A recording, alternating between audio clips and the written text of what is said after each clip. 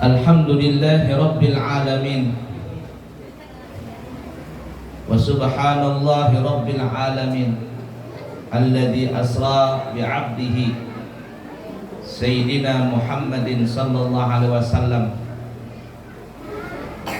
minal masjidil harami ilal masjidil aqsa.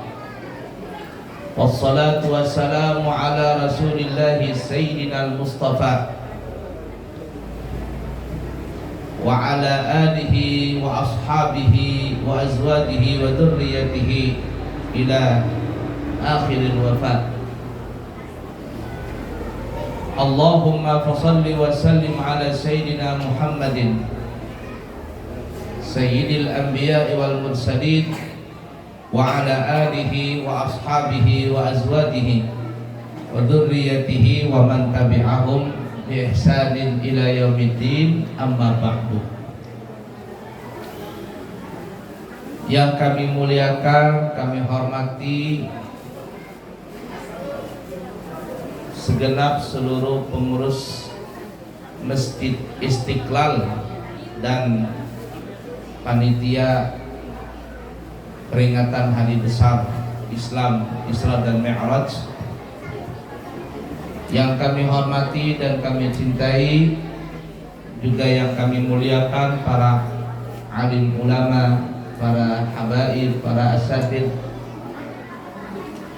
para orang tua kami yang kami tidak bisa menyebutkan nama beliau masing-masing, namun insya Allah ini tidak mengurangi rasa hormat kami kepada beliau-beliau semua.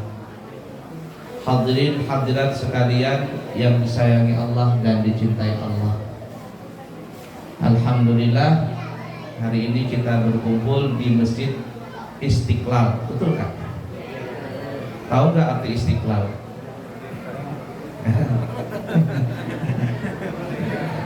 Istiqlal adalah kemerdekaan. Makanya Masjid Istiqlal di Jakarta itu dibangun karena untuk kemerdekaan Indonesia. Istiqlal adalah kemerdekaan. Mudah-mudahan Allah merdekakan kita semuanya dari dunia sampai ke negeri akhirat, dan kita merdeka, bebas daripada segala bala musibah, dan juga terbebas dan dimerdekakan dari api neraka di akhirat nanti. Amin ya rabbal alamin. Hari ini sesuai semua ya. Warnanya hijau, mejanya, bangkunya hijau, baju saya hijau. Alhamdulillah. Ya, lambang NU-nya juga hijau. Alhamdulillah. Baik Bapak Ibu para jamaah sekalian yang disayangi Allah dan dicintai Allah, peristiwa Isra dan Mi'raj itu dikatakan penyebabnya itu ada 3. Jadi para ulama mengatakan sebab terjadinya peristiwa Isra dan Mi'raj itu ada 3, dan 3 ini ada beda pendapat. Yang pertama dikatakan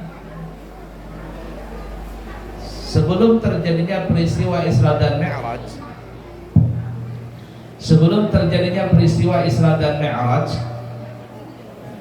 jauh sebelum itu langit dan bumi itu lagi berdebat,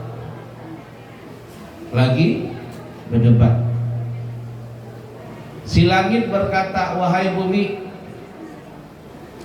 Allah menciptakan diriku lebih indah, lebih bagus, lebih cantik daripada dirimu. Kata siapa tadi? Halo ibu, kata siapa bu? Nah kalau nggak bisa jawab berarti nggak dengar tadi itu. Asik goncang arisan masing-masing. Kata si langit, saya, kata langit, diciptakan oleh Allah lebih cantik, lebih bagus, lebih indah daripada dirimu wahai bumi. Karena di badanku, kata si langit, ada bintang, ada matahari, ada bulan, ada para malaikat, ada hujan, yang kalian bumi dan penduduk bumi memerlukan bantuanku, kata si langit. Nah berarti paham sudah. Fokus ya. kata si langit. Tidak seperti dirimu wahai bumi, bentukmu jelek, ada gunung, ada lembah, lobak-lobak, apalagi digali sama pengusaha batu bara, bolong-bolong buminya. Setelah bolong-bolong gak ditimbun lagi, setelah ditimbun pun juga tidak bisa numbuh lagi pohon, tanahnya gak bagus, jelek. Belum lagi ditambah dengan banyaknya orang maksiat di muka bumi. Ada orang yang tidak sholat, tidak puasa, tidak zakat, berzina, berselingkuh, judi, mabok-mabokan, narkoba, LGBT. Tahu LGBT ibu? Kata Ustadz Abdul Somad, pecinta lobang dubur, itu LGBT.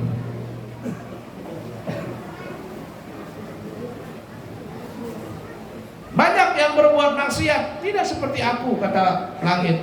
Para malaikat-malaikat ini selalu taat dan patuh kepada Allah, tidak pernah berbuat maksiat dan selalu mengikuti dan mentaati perintah Allah.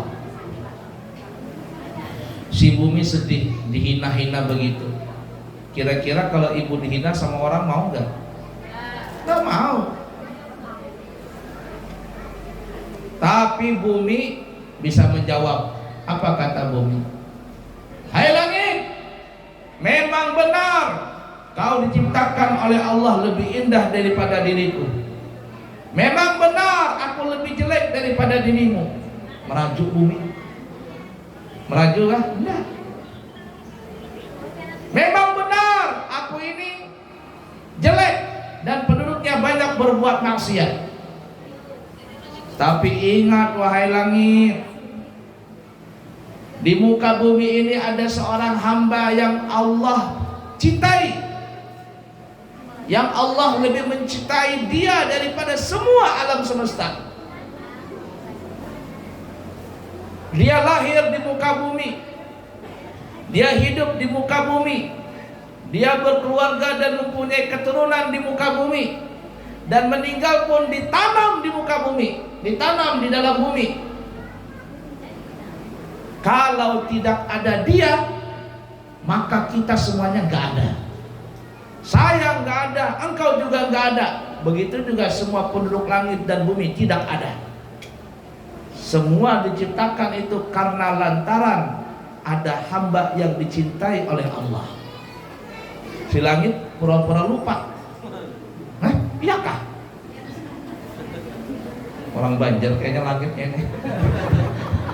Iyakah? Emang siapa orangnya itu? Kata bumi, orang itu adalah Nabi Muhammad sallallahu alaihi wasallam. Oh, ternyata setelah mendengar itu si langit baru sadar. Oh iya ya, ada Nabi Muhammad. Ternyata di balik kekurangan si bumi ada kelebihan yang luar biasa. Lalu akhirnya si langit ini merasa kalah. Si langit merasa kalah. Kemudian dia bermunajat kepada Allah Ta'ala, ya Allah, sungguh beruntung bumi, karena di atas bumi itu ada seorang hamba yang paling engkau cintai dari segala makhluk. Kalau tidak ada dia, maka engkau tidak akan ciptakan seluruh makhluk alam semesta ini. Sungguh beruntung bumi itu, wahai Allah. Oleh karena itu, kata si langit, aku bermohon kepadamu ya Allah, agar engkau bisa mengizinkan Nabi Muhammad sallallahu alaihi wasallam menginjakkan kakinya yang mulia ke langit, menginjakkan kakinya yang mulia ke tubuhku ini. Kata siapa tadi? Kata siapa, Bu? Nah, ayo Bu, fokus Bu. Kata si langit. Akhirnya karena permohonan si langit tadi, Allah Subhanahu wa Ta'ala mengabulkan permohonannya. Kemudian terjadilah peristiwa Isra dan Mi'raj. Cuman pendapat ini kurang kuat. Sebagian ada yang menyangkal tentang dalil ini. Tapi ala kulli hal itu disebutkan oleh ulama. Yang tidak setuju, oke lah, tidak ada masalah. Tapi ada ulama yang menyatakan demikian. Satu. Pendapat yang kedua ini lebih kuat. Apa itu? Penyebab terjadinya peristiwa Isra dan Mi'raj disebabkan karena istrinya Rasulullah yang bernama Siti Khadijah radhiyallahu taala anha dan pamannya Abu Thalib meninggal dunia. Siti Khadijah adalah perempuan yang paling dicintai oleh Rasul sallallahu alaihi wasallam. Selama menikah dengan Siti Khadijah, Nabi kita tidak pernah berpoligami. Dan semua anak kelahiran, semua anak Rasulullah itu dilahirkan dari rahimnya Siti Khadijah. Kecuali Ibrahim saja itu dilahirkan dari rahimnya Mariyatul Qibtiyah. Siti Khadijah perempuan yang paling kuat, paling tabah dan paling setia dan paling membela perjuangan Nabi. Harta Siti Khadijah dihabiskan semuanya untuk perjuangan Nabi kita di dalam berdakwah menyebarkan Islam.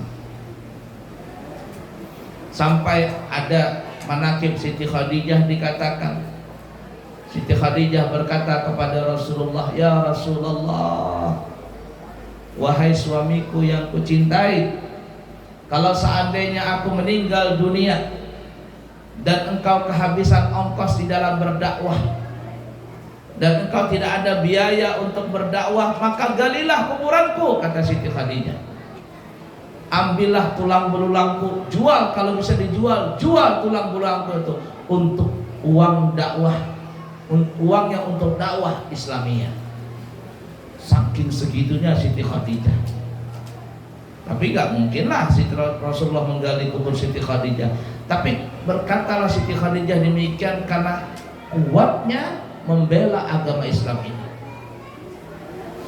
Cinta luar biasa Nabi kita kepada Siti Khadijah radhiyallahu taala anha.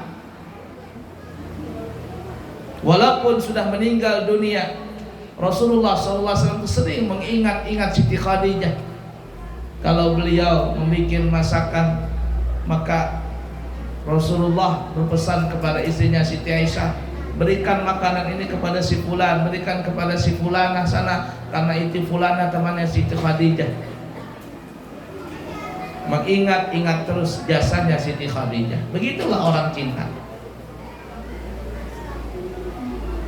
Dan kalau orang sudah cinta, itu tidak bisa dilupakan. Dan ketika orang sudah cinta luar biasa, terasa itu susahnya berpisah kalau seandainya yang dicintai itu telah tiada. Ibu sangat cinta dengan suami, meninggal suaminya duluan, bersedih itu ibu luar biasa. Gimana aku jadi janda, anakku 3, gimana aku ngongkosin dia, aku gak punya suami lagi, nangis. Itu kalau tapi kalau suami meninggal istrinya, sehari aja nangis, malamnya tertawa sudah. Ada yang diincar. Itu kalau sudah cinta luar biasa. Terasa itu sepi kalau sudah berpisah. Lagunya Bang Haji Roma Irama yang kemarin tuh datang di Balikpapan. Kalau sudah tiada baru terasa, betul kan itu? Bahwa kehadirannya sungguh berharga, ya kan? Sungguh berat aku rasa kehilangan dia, sungguh berat aku rasa hidup tanpa dia, sungguh terlalu. Bang Haji ramai-ramai. Ada yang ke Balikpapan nonton itu kemarin? Subhanallah. Baru terasa. Nah, meninggal Siti Khadijah, sedihlah Rasulullah, istri yang paling dicintai meninggal. Kurang lebih 1 atau 2 bulan berikutnya meninggal lagi paman beliau, Abu Thalib. Padahal Abu Thalib adalah orang yang membela Rasulullah SAW di dalam berdakwah. Apabila ada orang-orang Quraisy ingin mengganggu Nabi, ingin menyakiti Nabi, maka Abu Thalib sebagai tamengnya Nabi, kalau kalian ingin mengganggu keponakanku, lawan aku dahulu. Jangankan kau sentuh baju atau kulitnya, bulu badannya saja kau sentuh, hadapi aku, kata Abu Thalib. Gak ada yang berani orang-orang Quraisy selama Abu Thalib masih ada. Tapi setelah meninggal Abu Thalib, orang Quraisy sejak itulah menyiksa Nabi, menghina Nabi, mencaci Nabi, karena yang membela Nabi sudah tiada. Bersedih Nabi, maka tahun itu disebut namanya Amul Huzun, tahun duka cita, tahun kesedihan. Allah Subhanahu wa ta'ala sayang dan cinta kepada Nabi Muhammad. Allah Subhanahu wa ta'ala tidak rela kalau kekasihnya yang dicinta itu bersedih. Maka Allah ingin menghibur hati Nabi Muhammad, dan cara menghiburnya adalah dengan jalan-jalan. Kemana jalan-jalannya? Dari mall ke mall? Tidak. Dari pantai ke pantai? Tidak. Dari pasar ke pasar? Tidak.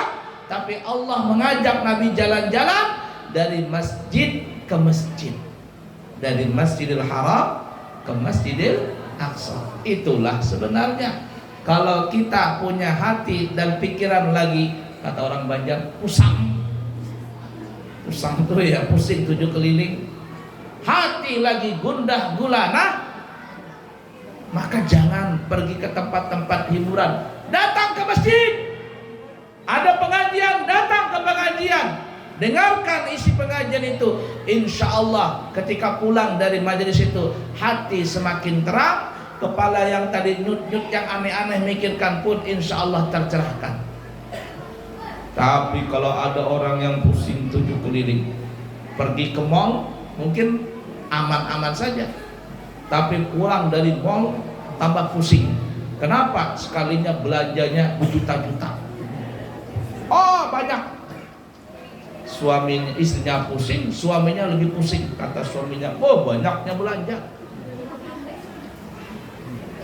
Itu begitu. Coba lihat orang-orang yang sibuk dengan dunia. Dia mencari hiburan. Datang kemana dia? Ke diskotik, klub-klub malam, hiburan-hiburan malam, mabok-mabokan, narkoba, naudzubillah min dzalik, main dengan perempuan yang tidak halal baginya. Terhibur di situ, tapi pulang dari tempat hiburan, apakah hatinya lebih tenang? Tidak. Hatinya lebih kacau, lebih dahsyat hancurnya, dan akhirnya bisa terjerumus ke dalam kehinaan dunia sampai ke negeri akhirat. Naudzubillah min dzalik. Nah, jadi Allah mengajarkan kepada Nabi Muhammad khususnya, umumnya kepada kita, kalau lagi bersedih jangan ke tempat-tempat yang aneh-aneh, tapi datanglah ke masjid. Sebagaimana Allah ingin menghibur hatinya Nabi Muhammad, karena dirundung kesedihan meninggal istri dan pamannya, Allah mengajarkan untuk menghibur hati Nabi Muhammad dengan jalan-jalan dari masjid ke masjid. Paham kira-kira? Baik. Itu yang kedua. Nah, dalil yang kedua ini lebih kuat, dan inilah yang sering dipakai oleh para penceramah ketika menceritakan tentang penyebab peristiwa Isra dan Mi'raj. Pendapat yang ketiga, kata ulama, dan inilah kata ulama kalau dari segi dalil ini yang lebih kuat daripada pendapat yang kedua tadi, apalagi pendapat yang pertama tadi. Apa itu? Terjadinya peristiwa Isra dan Mi'raj itu bukanlah karena pertengkaran antara langit dan bumi. Peristiwa terjadi Isra dan Mi'raj itu bukan sebab karena Allah ingin menghibur hatinya Nabi Muhammad karena bersedih ditinggal oleh istri dan paman beliau. Tapi penyebab Isra dan Mi'raj itu, kata ulama, adalah karena Allah Subhanahu wa ta'ala ingin menunjukkan tanda-tanda kebesarannya. Di mana dalilnya? yang kita tadi ananda kita membacakan Quran surah Al-Isra. Subhanalladzi asra bi'abdihi lailan minal masjidil harami ilal masjidil aqsa alladzi barakna haulahu. Apa tujuannya? Linuriyahu min ayatina innahu huwas sami'ul basir. Maha suci Allah yang telah menjalankan kekasihnya di sepotong malam dari Masjidil Haram ke Masjidil Aqsa yang semuanya diberkahi Allah. Apa tujuannya? Ini linuriyahu min ayatina, supaya kami, kata Allah, mempertontonkan, memperlihatkan tanda-tanda kebesaran kami kepada Nabi Muhammad. Sesungguhnya Dia Allah Maha mendengar lagi Maha melihat. Nah, kata para ulama, dari segi dalil penyebab peristiwa Isra dan Mi'raj, maka inilah yang lebih kuat daripada yang lainnya. Mudah dipaham kira-kira, Bu? Makanya dalam peristiwa Isra dan Mi'raj itu memang Nabi berjalan dari Masjid Haram ke Masjid Aqsa, tapi bukan berjalan biasa, melainkan Nabi naik burak, kemudian melihat surga, melihat neraka, bertemu dengan para nabi dan rasul, bertemu dengan para malaikat, bertemu dengan kakek beliau Nabi Ibrahim, bertemu dengan datuk beliau Nabi Adam, bertemu dengan teman-teman seperjuangan para nabi dan rasul. Nabi terhibur. Siapa yang bisa melakukan itu semua? Tidak lain dan tidak Allah, tidak lain dan tidak bukan kecuali hanya kudrat dan iradat Allah. Allah berkehendak, Allah berkuasa, maka semua itu bisa terjadi. Bisa dipaham Bapak Ibu? Ya. Banyak hikmah yang kita bisa ambil dari peristiwa Isra dan Mi'raj itu. Tapi dalam kesempatan kali ini kita akan sedikit mengambil hikmah potongan cerita Isra dan Mi'raj itu, supaya kita pulang nanti bawa oleh-oleh, bukan hanya nasi kotak, bukan hanya nasi bungkus, tapi ilmu yang kita dapat ketika pulang dari ini. Apa itu? Cerita masyhur dan sahih bahwa Nabi kita Muhammad SAW ketika di malam Isra dan Mi'raj itu Nabi mengendarai burak. Burak ini Bapak Ibu adalah binatang berkaki 4, mempunyai sayap, tapi sayapnya itu ada di pahanya. Bukan seperti apa namanya itu yang digambarkan di film-film kuda bersayap yang punya tanduk, namanya apa ya? Unicorn atau apa namanya? Bukan. Unicorn ya? Bukan. Tapi burak itu sayapnya ada di pahanya dia. Lebih besar daripada keledai, lebih kecil daripada kuda.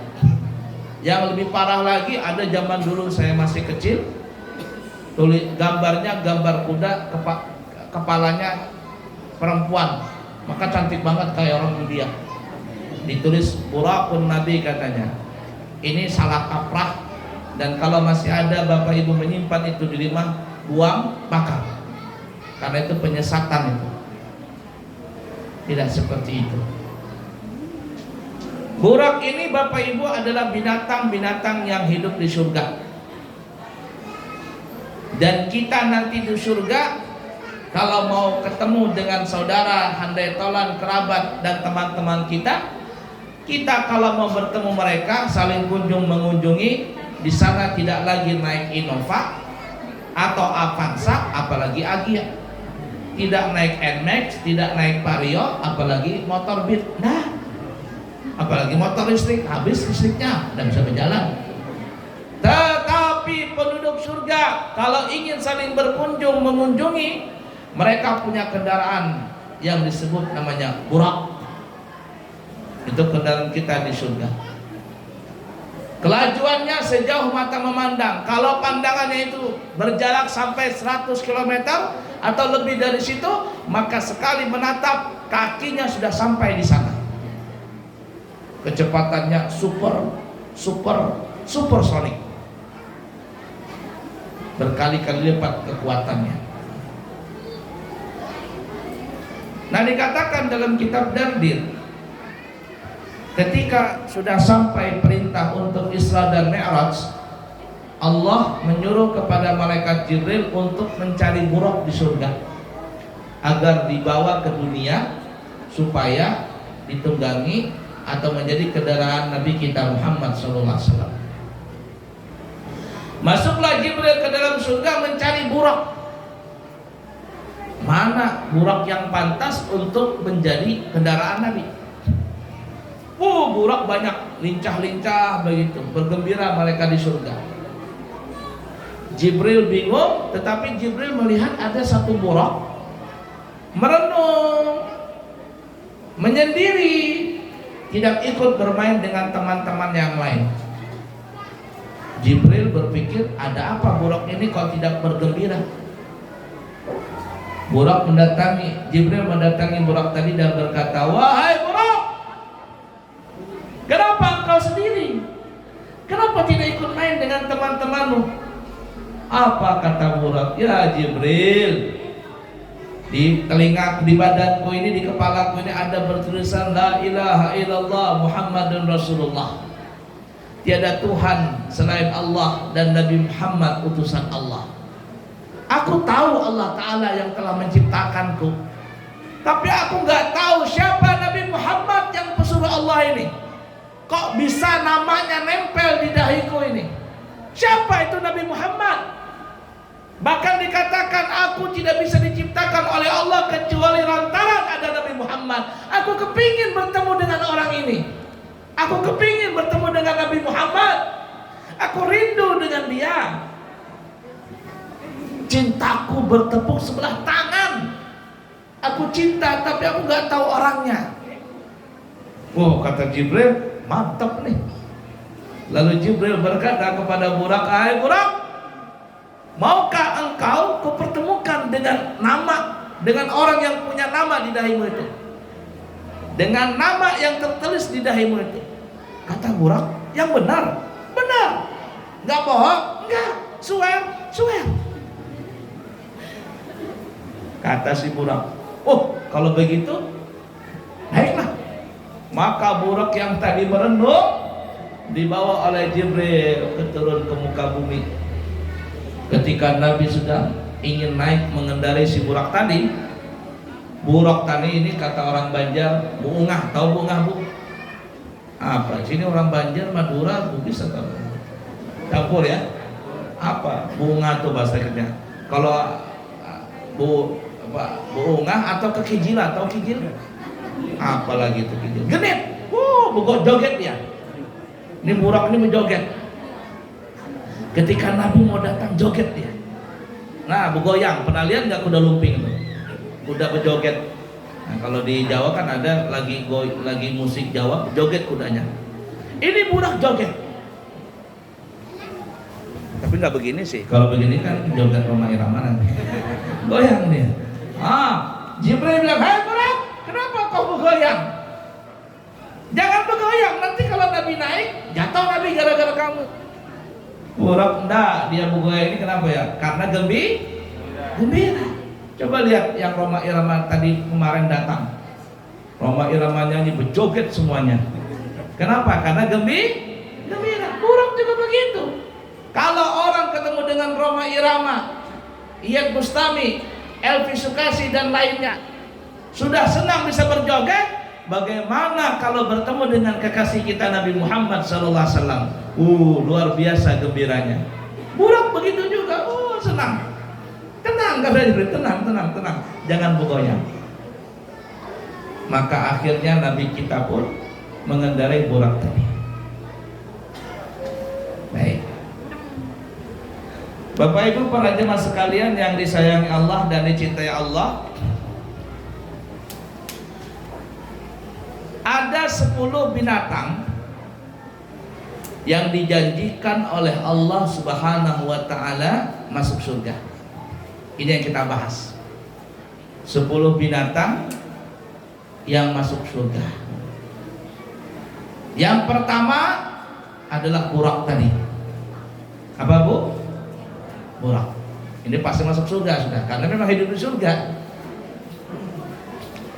Yang kedua, binatang yang pernah hidup di dunia lalu masuk surga adalah ontak Nabi Allah Saleh. Ontak Nabi Allah itu mukjizat Nabi Saleh. Ketika umatnya meminta, ya kaum Tsamud meminta Nabi Saleh mukjizat supaya bisa mengeluarkan ontak dari batu, maka Nabi Saleh pun berdoa kepada Allah, keluarlah onta yang sangat besar, kuat, gemuk, sehat dari sebuah batu. Onta lahir dari sebuah batu. Onta ini masuk surga. Berapa sudah Bu? 2. Hitung Bu ya, kalau salah itu berarti gak fokus tuh, lagi goncang arisan. Yang ketiga, kambing atau domba gantian atau tebusan dari nyawanya Nabi siapa Bu? Ismail. Kan disembelih tuh Nabi Ismail sama bapaknya, tapi nggak bisa mati. Lalu Jibril datang menebus nyawa Nabi Ismail dengan kambing tadi atau domba tadi. Ini kambing atau domba ini masuk surga. Berapa sudah Bu? 3 ke 4? 3. Yang keempat, Al-Baqarah, sapi betina.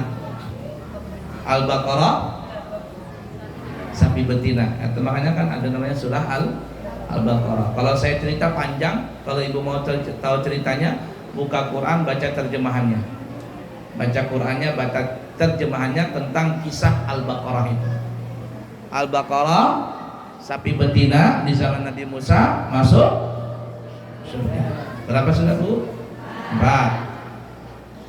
Yang kelima, burung hudhud. Burung hud, nah mati-mati. Nah, coba yang bagusan. Nah, bagusnya ini. 1. Nah, 1. Sebenarnya bagus ini. 2 ada kalian. Nah, sampai mana tadi? Nah, kelima keempat. Kelima, burung hudhud ini intelijen, mata-mata Nabi Sulaiman ketika memata-matai Ratu Balqis yang ada di Ma'rib, negara Yaman. Saya pernah dekat ke sana, istananya peninggalan Ratu Balqis di Ma'rib di negara Yaman. Burung hudhud yang mematai-matainya. Ratu Balqis dulu penyembah matahari, lalu akhirnya masuk Islam dan menjadi istrinya Nabi Sulaiman. Berapa sudah Bu? 5. Yang keenam, semut Nabi Allah Saleh. Ketika semut Nabi Sulaiman. Ketika Nabi Sulaiman berjalan dengan pasukannya, tiba-tiba Nabi Sulaiman mendengar suara. Suaranya kecil. Ternyata suara itu adalah dari semut. Ya ayuhan namlu dukhulu masakinakum la yahtimannakum Sulaiman wa junuduhu wa hum la yash'urun. Kata pemimpin semut ini, dia bilang kepada pasukannya, para semut-semut sekalian, masuk ke dalam lubang, masuk ke dalam rumah. Ini Nabi Sulaiman sedang jalan dengan pasukannya. Jangan sampai Nabi Sulaiman dan pasukannya berjalan tidak melihat dengan kita mati terinjak-injak. Masuk. Nabi Sulaiman dengar bicara itu, kecil suaranya. Lalu Nabi Sulaiman bilang, stop, semua pasukan perang. Kaget semua pasukan perang. Mereka bilang, ada apa wahai Nabi Sulaiman? Stop. Stop kenapa? Di depan semut banyak. Kalau kita berjalan diinjak dia mati. Tunggu dulu, masukkan dulu dia ke dalam lubang. Itu ada namanya surah An-Naml. Kalau mau ceritanya, baca sendiri dalam Al-Quran. Semut ini masuk ke dalam apa Bu? Surga. Berapa sudah? 6. Yang ketujuh, keledainya Uzair. Itu disebutkan dalam Al-Quran, cerita Uzair ada punya keledai yang dibawa oleh Uzair. Kalau saya cerita panjang lah, pokoknya itu ada cerita tentang keledainya Uzair. Maka keledai ini pun masuk surga. Berapa sudah? 7, sekarang 8. Yang ke-8 adalah ikan nun yang memakan Nabi Allah Yunus. Nabi Yunus dimakan oleh ikan nun. Ceritanya panjang. Ikan nun, ikan besar, mungkin semacam ikan paus. Maka ikan nun ini namanya nun, Dun Nun. Ya, yang mempunyai nun itu Nabi Sulaiman. Nabi apa? Nabi Yunus maksudnya. Nah, ikan nun ini yang memakan Nabi Yunus, dia masuk surga. Berapa sudah? 8. Yang ke-9 adalah anjing Ashabul Kahfi. Anjing Ashabul Kahfi yang disebutkan dalam surah Al-Kahfi. Ceritanya panjang. Kalau ibu bapak mau tahu, baca sendiri. Yang terakhir, Ijil Nabi Ibrahim, anak onta yang dipelihara oleh Nabi Ibrahim. Maka anak onta ini pun masuk ke dalam, anak sapi maksudnya, anak sapi yang dipelihara oleh Nabi Ibrahim, maka anak sapi ini pun masuk ke dalam surga. Berapa totalnya semua? 10. Sekarang pertanyaannya, kok bisa ya binatang-binatang itu masuk surga? Ini 10 binatang saja. Yang lainnya kalau sudah mati, mati ya sudah.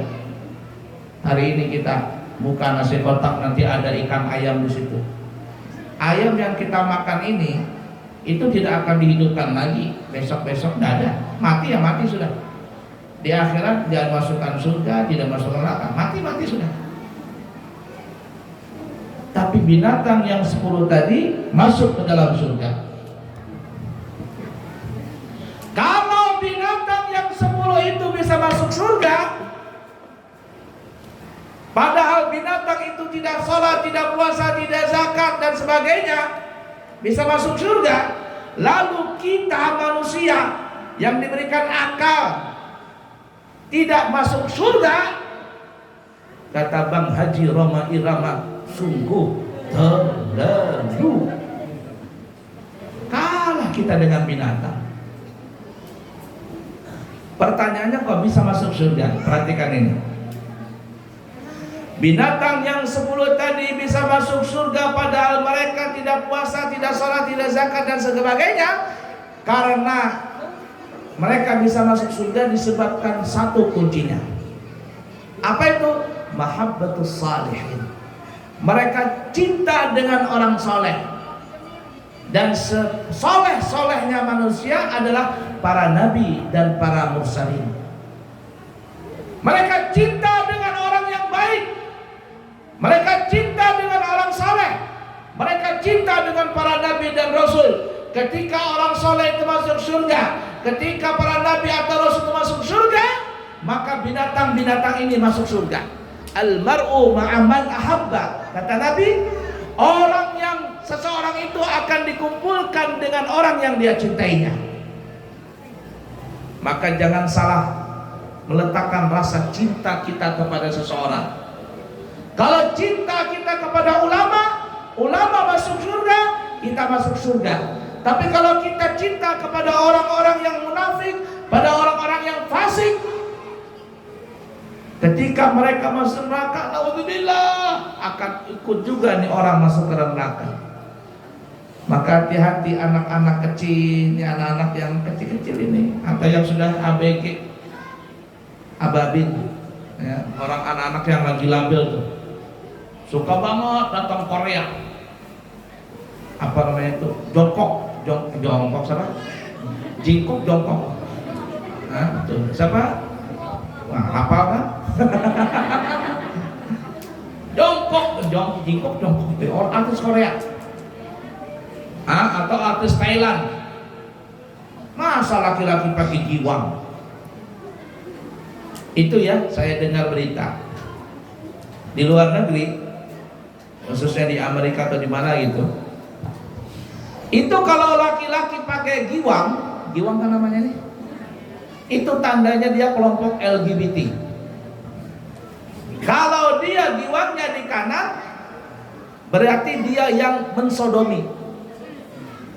Dia yang mensodomi. Kalau giwangnya di kiri, berarti dia yang disodomi. Jadi kalau dia giwangnya di kiri, dia mau disodomi tapi tidak mau menyodomi, itu kiri. Kalau kanan kiri, itu berarti bisa mensodomi, bisa disodomi. Itu tandanya di luar negeri. Saya dengar kabar kemarin seperti itu. Nah di Indonesia aneh, giwang di telinga ini bukan hanya satu, banyak giwang. Nggak cukup di telinga, hidung dikasih giwang. Nggak cukup di hidung, bibir dikasih giwang. Nggak cukup di bibir, lidah dikasih giwang. Nggak cukup di sini, di pusat dikasih giwang. Nggak cukup di situ, di bawah dikasih giwang juga. La ilaha illallah. Ini nenek moyangnya LGBT ini.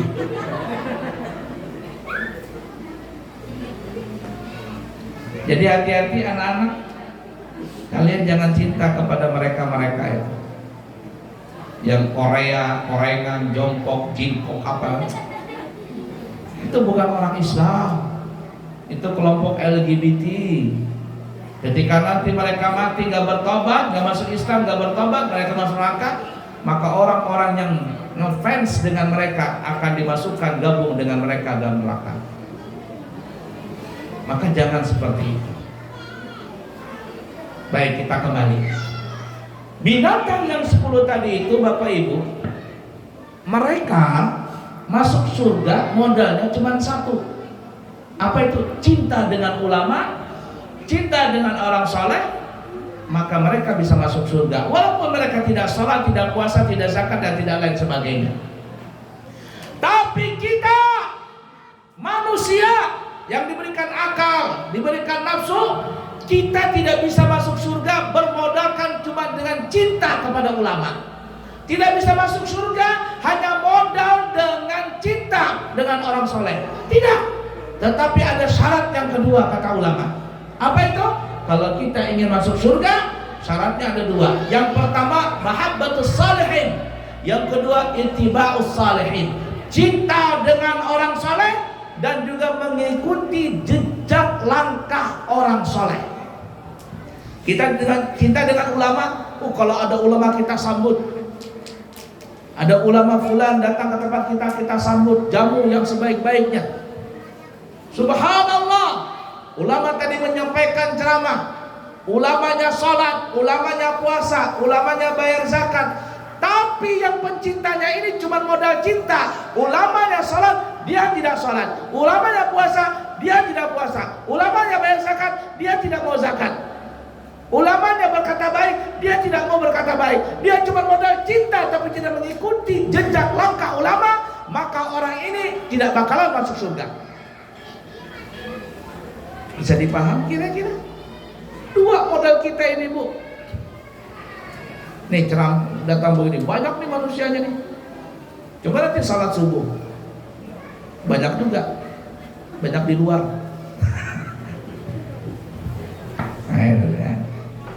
Jadi kita ini, karena kita manusia, modal kita untuk masuk surga itu dua. Cinta dengan ulama dan mengikuti jejak langkah ulama. Kalau cuma modal cinta tapi tidak mengikuti jejak ulama, tidak sholat, tidak puasa, tidak zakat, terpisah di akhirat nanti dengan ulama. Atau ada orang sholat, ada puasa, zakat dan sebagainya, tapi benci dengan ulama. Benci dengan ulama, dihina ulama, difitnah ulama, dicaci maki ulama. Maka orang ini bisa kualat dengan ulama.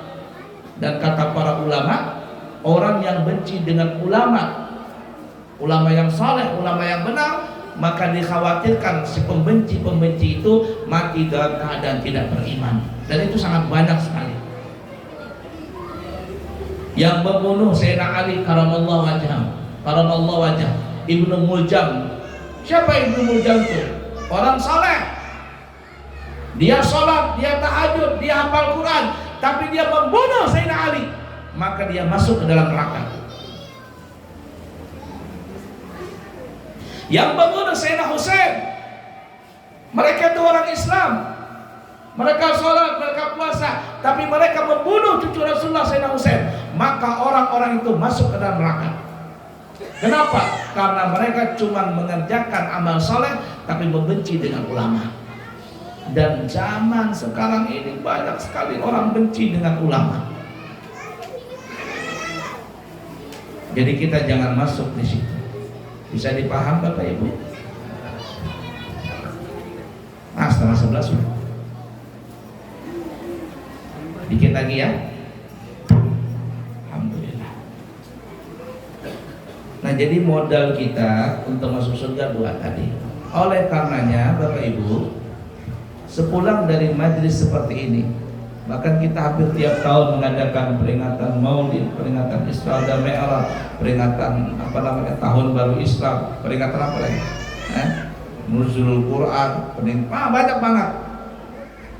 Itu peringatan-peringatan tadi tujuannya adalah kita ingat kepada Allah Ta'ala, ingat jalan ketemu dengan Allah Ta'ala.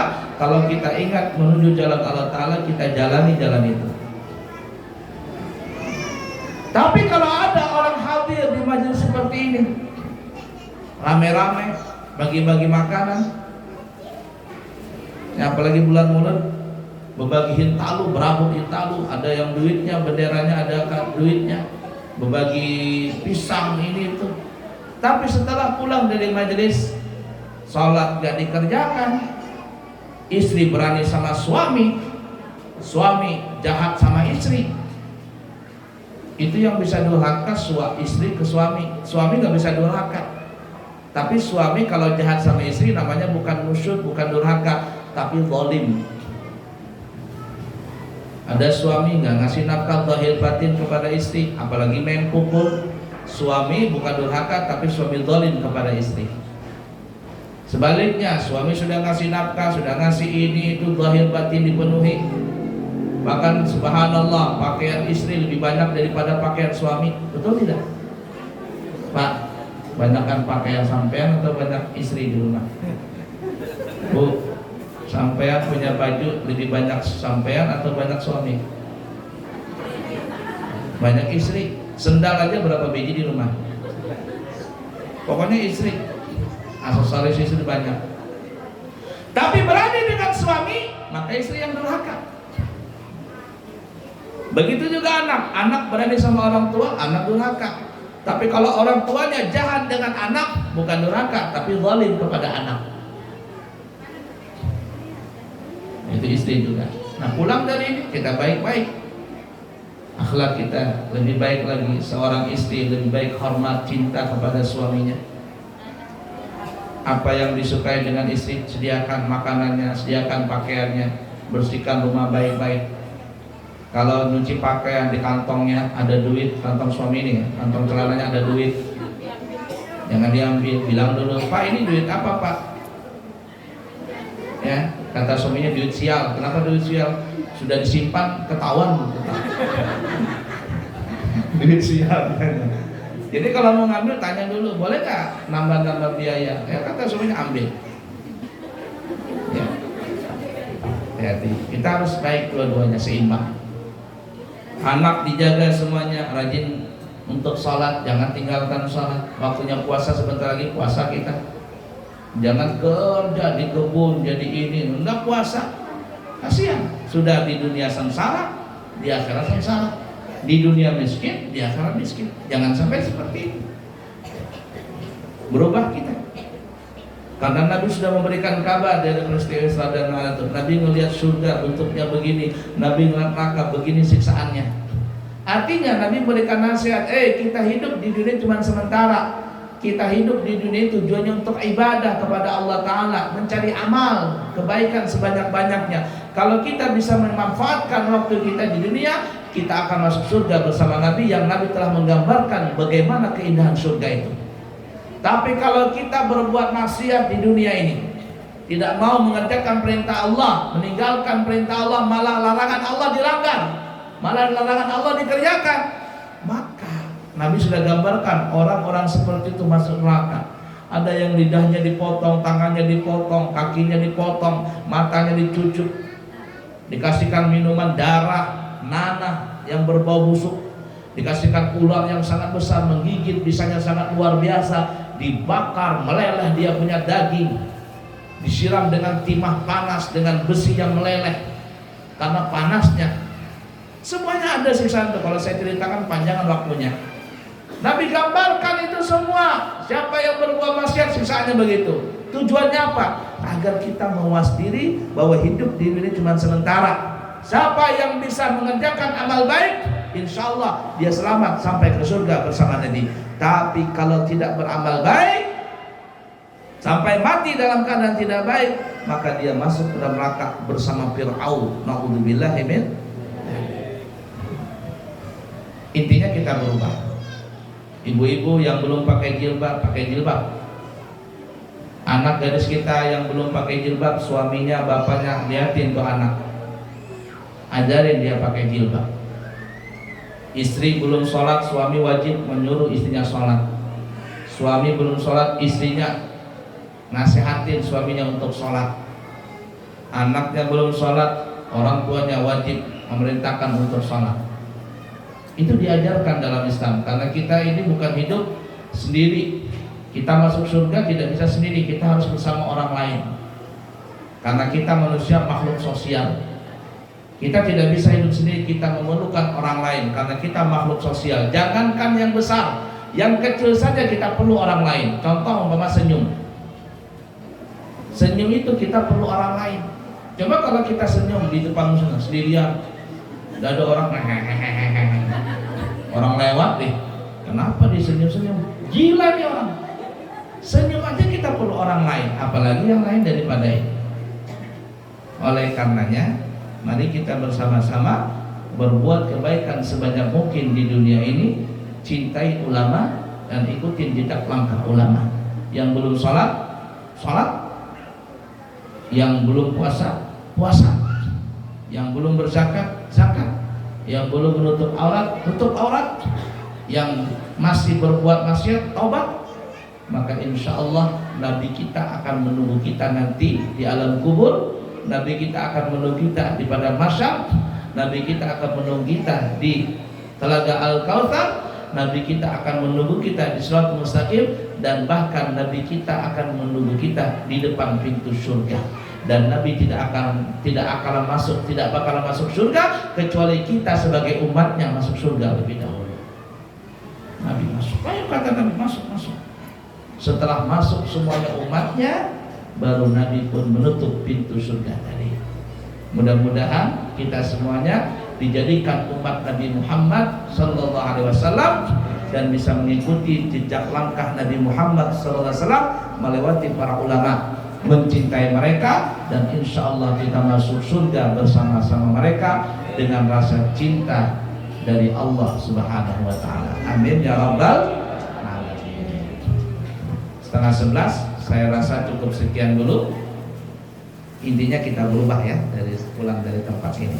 Dan saya doakan juga dan kita doakan mudah-mudahan Masjid Istiqlal ini cepat terbangun, cepat bisa difungsikan lebih layak lagi, dan insya Allah ini menjadi markas kegiatan dakwah Islam di daerah kita ini. Amin ya rabbal alamin.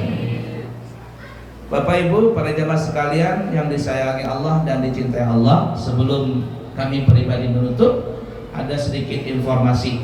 Yang pertama, kami di Pesantren Al-Islami Nurul Anwar di daerah Emburawang Darat adalah memiliki pesantren yang resmi. Pesantren yang resmi itu ada izinnya, dan pesantren kita di sana dari tingkat SD, SMP, SMA ada. Cuman kalau di pesantren namanya Ula, Usta, dan Ulia. Pesantren kita di tahun 2023 ini siap menerima santri baru. Kita terima dari umur 7 tahun. Dan usahakan kalau sekolah di pesantren itu anaknya sabar, orang tuanya lebih sabar lagi. Jangan anaknya sabar, orang tuanya nggak sabar. Kalau nggak sabar untuk ilmu, putus di tengah jalan. Sekolah di pesantren sampai lulus, ula ustaz ulia, dapat ijazah, dan ijazahnya itu bisa dipakai untuk kemana saja. Artinya mau kuliah boleh, mau jadi tentara bisa, mau jadi polisi bisa, mau jadi anggota dewan bisa, bahkan kalau mau jadi presiden tahun 2040 pun juga bisa. Siapa tahu kan? Lengkap semuanya. Dan alhamdulillah untuk santri yang di daerah Kutai Kartanegara, anak-anak Kutai Kartanegara itu kalau ada rezekinya, maka dia diberikan beasiswa oleh pemerintah Kutai Kartanegara 7,5 juta setahun. Dan kita punya santri yang daerah Kutai Kartanegara itu lebih 20 orang yang kemarin masuk dapat itu. Mudah-mudahan tahun ini lebih banyak lagi. Nah, banyak santri dapat hadiah itu. Jadi kamu dapat nggak tulis setengah? Dapat ya. Jadi nggak usah lagi bayar SPP. Kamu dapat? Dapat juga. Ini orang Balikpapan, Habib. Ini Habib nih. Habib Gunung Tembak. Nah itu ya. Kemudian biaya masuknya kalau sebelum Idul Fitri, kalau tidak salah itu 1.750.000. Tapi kalau setelah Idul Fitri 2,5 juta, karena bensin naik, semuanya serba naik. Ya paksa kita naikkan lagi. Sebenarnya saya tidak mau naikkan, tapi kalau tidak naikkan kita yang pusing membiayai operasional di pesantren itu. Nah biayanya sebelum Idul Fitri ini cuma 550, SPP-nya nanti setelah Idul Fitri 600.000 rupiah. Nah jadi seperti itu ya. Nah, kemudian yang kedua, kami pribadi alhamdulillah membuka layanan jasa pemberangkatan umroh. Jadi kami di pesantren itu membuka cabang layanan umroh dari travel di Jakarta namanya Tanur Mutmainah. Ya, kemudian ada lagi 2 kita pasarkan di pesantren Al Hidayah An Nuriyah di Gresik. Nah, karena ada seperti itu, maka kita di pesantren membuka layanan untuk keberangkatan umrah serta haji. Umrah yang paling murah itu adalah 28 juta dari Balikpapan sudah. Kalau dari Surabaya 26 juta, 28 juta lah kita genapin dari Balikpapan karena tiket pesawat Balikpapan Surabaya. 9 hari naik pesawat Lion Air. Kalau yang mau mahal ada lagi 35 juta, hotelnya bintang 5. Yang lebih mahal lagi ada umrah gold itu 38 juta. Kalau tadi 35, yang silver, yang gold itu 38 juta, itu bintangnya 5 kelas 1. Bintang 5 kelas 1. Artinya di ring 1. Jadi tergantung Bapak Ibu mau pilih yang mana. Nah, insya Allah saya nanti tanggal 12 Maret itu akan membawa jamaah umrah dari Balikpapan ini berangkat umrah 9 hari. Itu biayanya 28 juta. Siapa tahu para jamaah ada yang ingin berangkat umrah bareng saya tanggal 12 Maret, maka insya Allah saya akan membantunya insya Allah. Kalau tidak ada duit, banyakin baca Yasin. Bilang sama Allah, ya Allah dengan baca Yasin mudahkan saya bisa berangkat umrah. Kalau nggak bisa juga berangkat umrah, tambahin baca surat Waqiah tiap malam. Nggak juga berangkat, bacain surat Tabarak, Yasin, Tabarak, Waqiah supaya bisa berangkat juga. Nggak bisa juga berangkat, Yasin sudah baca, Waqiah sudah baca, Tabarak sudah baca, nggak berangkat juga, maka ambil jurus terakhir, baca surat Tanah.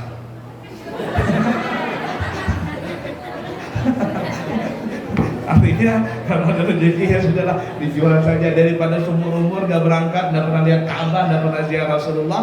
Sudahlah. Ya, seperti guyon ya. Baik, kemudian saya insya Allah berangkat tanggal 12 Maret. Nah sekaligus nanti saya undang Bapak Ibu tanggal 12 Maret itu hari Ahad. Jam 8 pagi saya undang Bapak Ibu semuanya untuk hadir di pesantren kita di Ambarawa dalam rangka acara peringatan ulang tahun pesantren yang kelima sekaligus haul akbar. Ini haul akbar, haul jamaah. Biasanya kalau kita mau dekat Ramadan itu bikin haulan. untuk keluarga kita, Bapak Ibu dan semuanya. Ingatin tanggal 12 Maret saya undang di pesantren. Masa saya datang ke sini, Bapak Ibu nggak mau datang ke sana? Sungguh terlalu. Ya, jadi diundang tanggal 12 Maret. Kemudian setelah nanti majelis itu, ba'da zuhur saya langsung berangkat ke bandara untuk membawa jamaah berangkat umrah. Nah, mohon maaf bukan saya sombong dan sebagainya. Alhamdulillah Allah berikan saya rezeki, saya sudah berapa kali umrah. Nah, karena sudah berapa kali umrah, saya membuka layanan untuk membadalkan umrah. Jadi siapa tahu ada bapak ibu yang punya orang tua sudah meninggal, atau ibu sudah suaminya meninggal, atau bapak istrinya meninggal belum pernah berangkat umrah, maka saya terima untuk membadalkan umrah. Saya tanya travelnya berapa sih badal umrah itu, katanya di sana masalahnya 1.200 real, itu kurang lebih 3 juta. Tapi saya tidak mau 3 juta, saya kurangin. Siapa yang kepingin ingin dibadalkan umrahnya dan saya sendiri yang insya Allah membadalkannya, itu biaya ujrahnya adalah 2 juta rupiah. Ya, 2 juta rupiah saja. Nah, tapi yang sudah meninggal kalau masih hidup nggak boleh dibadalkan. Ya, sudah meninggal ya. Yang sudah meninggal badalkan, insya Allah biayanya 2 juta saja. Saya perlu 2 orang saja. Nah, jadi mau memodalkan 2 umrah.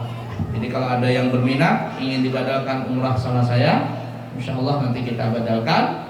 Per badalnya 2 juta. Nanti insya Allah setelah pulang dari umrah nanti kita bikinkan piagam badal umrah.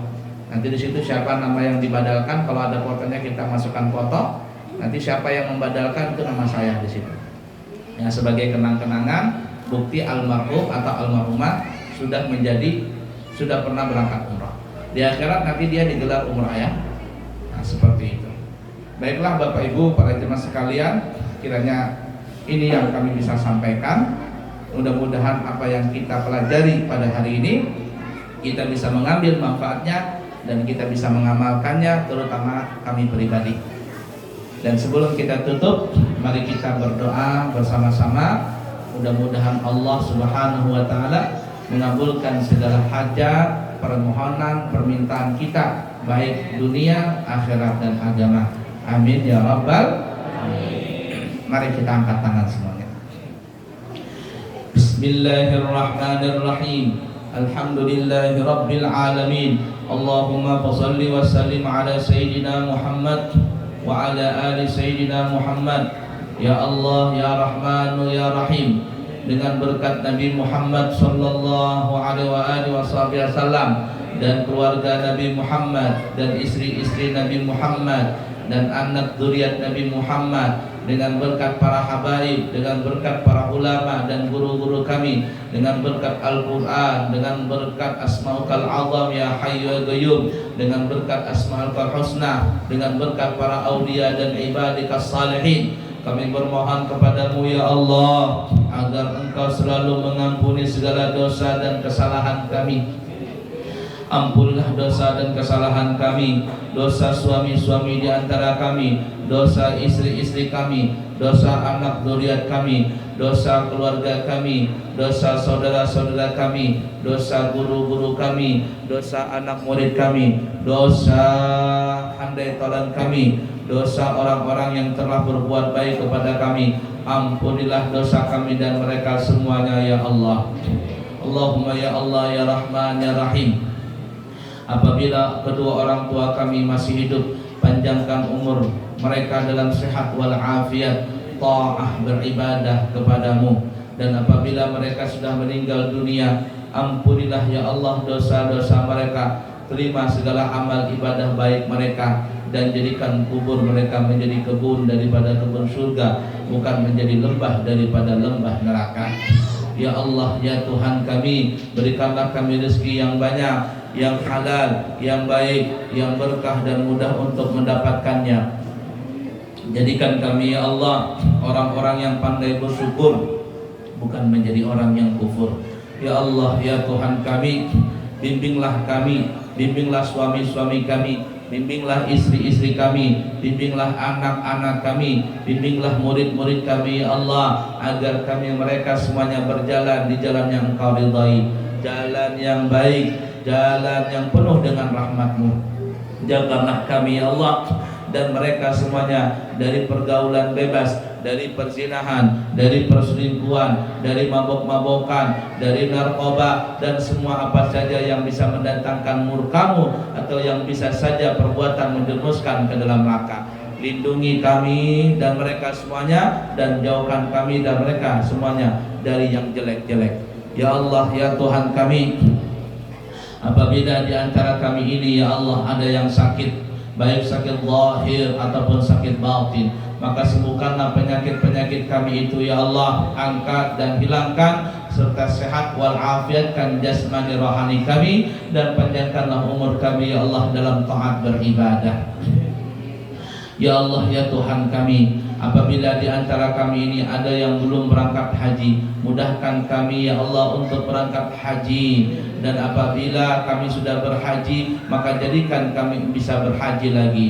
Di antara kami ada yang belum berangkat umrah, jadikanlah kami ya Allah bisa berumrah. Apabila kami sudah berumrah, mudahkan kami ya Allah untuk berumrah lagi, agar kami bisa berumrah, berhaji, dan menziarah kekasih kami Nabi Muhammad sallallahu alaihi wasallam. Ya Allah, ya Tuhan kami, tetapkan iman, Islam, ihsan, takwa di hati kami ini, di dalam diri kami, dan tetapkan semuanya itu sampai kami nanti mati dalam keadaan husnul khatimah. Matikan kami ya Allah dalam keadaan husnul khatimah. Engkau ridha kepada kami, kami ridha kepadamu, dan jadikan lisan kami ya Allah mudah untuk mengucapkan kalimat tauhid di akhir hayat kami nanti. La